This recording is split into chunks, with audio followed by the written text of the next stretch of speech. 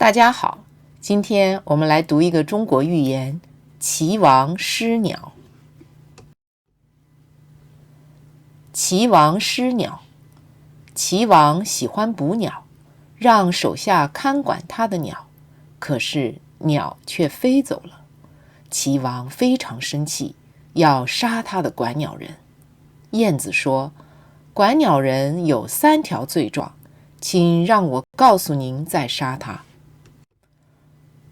他让鸟飞走了，这是第1条罪；他让国君因为鸟而杀人，这是第2条罪；他让别人知道我们国君把鸟看得比人还重要，这是第3条罪。”齐王说：“不要杀了，我明白你的意思了。”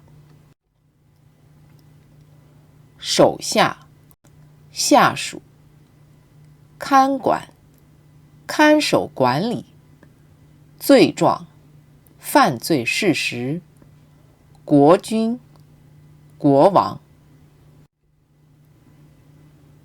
这个故事来自一本叫《晏子》的书。晏子是一个著名的政治家。晏子不能直接批评国王，就以批判管鸟人的方式把他的意见说出来，这也是中国寓言多的一个原因。现在我们再来读一遍。